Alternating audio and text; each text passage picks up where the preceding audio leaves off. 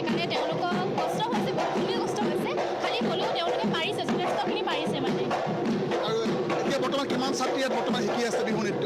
ইয়াৰ 100 ওপৰতে আছে। হয়, খুব সুন্দৰভাৱে বিহু নৃত্য শিকিছে, কাৰণ কণমানি